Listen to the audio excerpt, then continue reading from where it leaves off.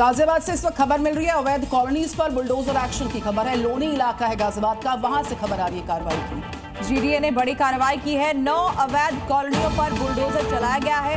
70 से 80 प्लॉटों की बाउंड्री को इस दौरान गिराया गया, जिसकी तस्वीरें भी सामने आई हैं। जो अवैध कॉलोनियां थी उन्हें जमींदोज कर दिया गया। 9 अवैध कॉलोनियों पर बुलडोजर एक्शन और 70 से 80 ऐसे प्लॉट्स जिनकी बाउंड्री गिराई गई है। तो आप देख सकते हैं तस्वीरों में ये एक्शन जारी लगातार।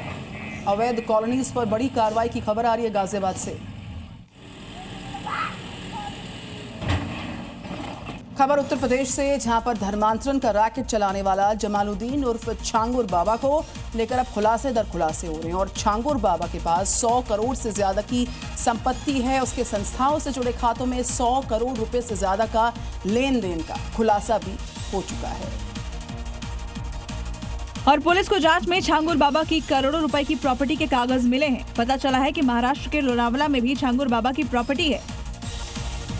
जांच के दौरान नीतू उर्फ नसरीन के 8 बैंक खातों का पता चला है। बैंक ऑफ बड़ौदा के एक खाते में 5 करोड़ रुपए के संदिग्ध लेन देन हुए हैं। वहीं जलालुद्दीन के 6 बैंक खाते सामने आए हैं। इनमें से एक बैंक ऑफ बड़ौदा के खाते में 16 करोड़ 22 लाख रुपए जमा हुए, जो संदिग्ध लेन देन है। बैंक ऑफ बड़ौदा के ही एक दूसरे खाते में विदेश से 18 करोड़ 66 लाख से ज्यादा की रकम जमा हुई है। सवाल यह है कि कभी नग और अंगूठियां बेचने वाला छांगुर बाबा महज 5 से 6 साल में आलीशान कोठी, लग्जरी गाड़ियां और कई फर्जी संस्थाओं का मालिक कैसे बन गया। ये सारी संपत्ति छांगुर बाबा ने धर्मांतरण करवा कर इकट्ठा की थी। इसके लिए उसे विदेशों से भी फंडिंग होती थी। मतपुर गांव की कोठी उसके नेटवर्क का मुख्य अड्डा था। छांगुर बाबा ने अपने सहयोगियों के साथ मिलकर पूरा नेक्सस चलाया। कावड़ खंडित करने का आरोपी गिरफ्तार कर लिया गया है। मुजफ्फरनगर पुलिस ने उसे गिरफ्तार किया है। आरोपी उस्मान को पुलिस ने पकड़ लिया। कांवड़ खंडित होने से श्रद्धालु काफी भड़क गए थे। पुलिस ने हरिद्वार से नई कांवड़ मंगवाई है। आरोपी की गिरफ्तारी से मामला थोड़ा शांत हो पाया है।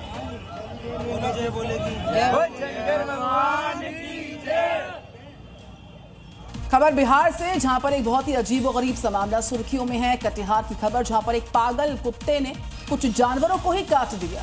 इसके बाद अफवाह फैल गई कि दूध पीने वालों को रेबीज हो जाएगा। इसी डर में गांव के लोग झाड़ फूंक करवाने झारखंड पहुंच गए।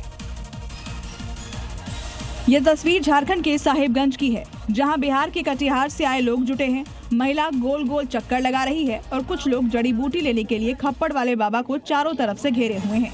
बाबा का दावा है कि वो मिट्टी के खप्पड़ और जड़ी बूटियों से रेबीज का इलाज करते हैं। बाबा का ये इलाज इलाके में काफी मशहूर है और इसी अंधविश्वास में बिहार के लोग भी फंस गए और चले आए बिहार से झारखंड खप्पड़ वाले बाबा के पास। हालांकि जड़ी बूटियों से इलाज करने वाले बाबा ने ये साफ साफ कहा, जब उनसे मरीज का इलाज नहीं हो पाता है तो वो दवा और इंजेक्शन की सलाह देते हैं। मर जाने के बाद थोड़ा दिक्कत होता है, जाने पीने के बाद दवा देना पड़ता है, जिसको जैसा दवा देना पड़ता है। खबर है ग्रेटर नोएडा से, जहां फव्वारे में डूबने से मौत हुई है। 8 साल का बच्चा दरअसल यहां फव्वारे में डूब गया। सेक्टर P3 इलाके का मामला है, जहां पर यह हादसा हुआ है। पार्क के फव्वारे में डूबकर मासूम ने दम तोड़ दिया। खेलते खेलते गड्ढे में गिर गया था मासूम। 8 साल की पृथ्वी की दर्दनाक मौत से पूरा परिवार सदमे में है। मध्य प्रदेश में 90 डिग्री मोड़ वाला ब्रिज आपने देखा होगा कि कैसे इंजीनियर्स ने अद्भुत कारनामा किया। अब गुरुग्राम के बिल्डर्स ने ऐसी बिल्डिंग बनाई, कारीगरी देखकर आप भी चौंक जाएंगे। क्योंकि यहाँ बिल्डर ने बिना रास्ते के करोड़ों की बिल्डिंग बना दी। ये वो आशियाने हैं जिसमें लोगों ने अपनी जिंदगी की गाड़ी कमाई लगा दी। लेकिन जब यहाँ रहने की बारी आई तो पता चला कि बिल्डिंग तक जाने का रास्ता ही नहीं। यहाँ पे हम लोग कैद हो गए हैं और हमारे लिए बहुत मुश्किल है। हम कैसे सर्वाइव कर रहे हैं यहाँ पे पता है। बिल्डिंग में पहुंचने का एक अस्थायी रास्ता है। लोगों को डर है कि रास्ता भी कब बंद हो जाए। यानी कुल मिलाकर लोगों ने करोड़ों रुपए खर्च करके अपने लिए कैद खाना खरीद लिया है। अब बिल्डिंग के लोग सरकार से रास्ते की मांग कर रहे हैं। प्लीज प्लीज हमारी रोड पास करवाइए, किसी भी तरीके से करवाइए, मगर हमें प्लीज सोसाइटी को कनेक्ट करिए। स्थानीय लोग अपनी परेशानी को लेकर कई बार बिल्डर से और इसी के साथ साथ प्रशासन से भी शिकायत कर चुके हैं, लेकिन उसके बाद भी कोई हल नहीं निकला। जिन घरों को लेकर उम्मीदों का महल समझकर बैठे थे, वो लोगों के लिए कैद खाना बन चुका है। और अब सवाल ये है कि आखिर बिना रास्ते के करोड़ों की बिल्डिंग आखिर बन कैसे गई।